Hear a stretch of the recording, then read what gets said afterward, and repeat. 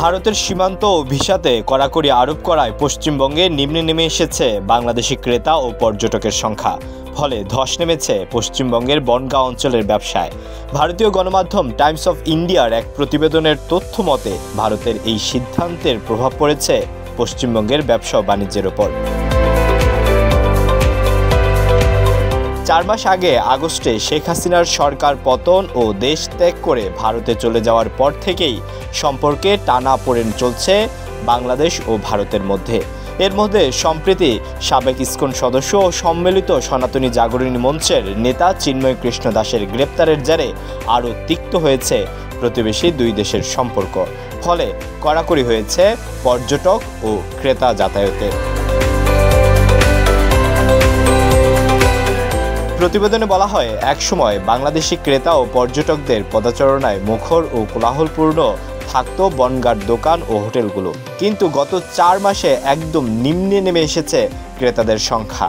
বাংলাদেশ থেকে মানুষ যাওয়া বন্ধ থাকায় বর্তমানে শহরের বেশিরভাগ হোটেল জনশূন্য। এছাড়া ক্রেতাশূন্যতায় ভুগছে দোকানগুলো। বনগাঁ বাজার, মতিগঞ্জ বাজার ও অন্যান্য ব্যবসায়ীদের এলাকাগুলো একদমই ক্রেতাশূন্য হয়ে পড়েছে। সাধারণত মহামারী ছাড়া এমন নির্জন জনশূন্য বাজার দেখা যায় না। ব্যবসায়ীরা বিরস মুখে ক্রেতাদের অপেক্ষায় বসে আছেন। প্রতিবেদনে উঠে এসেছে, বাংলাদেশি ক্রেতা ও পর্যটক কমায় শুধু হোটেল ও দোকান নয়, ধস নেমেছে সেখানকার অটো এবং টোটো অপারেটর, রিক্সা চালক এবং পোর্টারদের মতো ব্যবসাতেও। পেট্রোপোল সীমান্ত থেকে মাত্র 60 কিলোমিটার দূরের বাজারে গিয়েও দেখা যায় রাস্তাঘাট ফাঁকা, দোকানপাট ক্রেতাশূন্য। সেখানকার ব্যবসায়ী গৌতম হালদার বলেন, আমার দোকানের বিক্রি 30% নেমে এসেছে।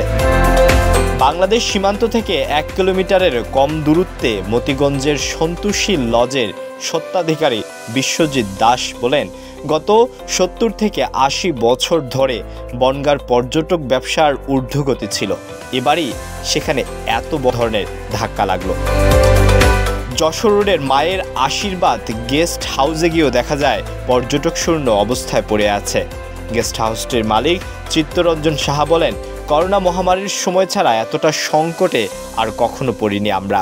বাংলাদেশিরা না আসায় আমাদের হোটেল ব্যবসা বন্ধ হয়ে যেতে বসেছে। এছাড়া অটো, টোটো ও রিক্সা চালকদেরও মাথায় হাত পড়েছে। ডেস্ক রিপোর্ট, ঢাকা প্রকাশ।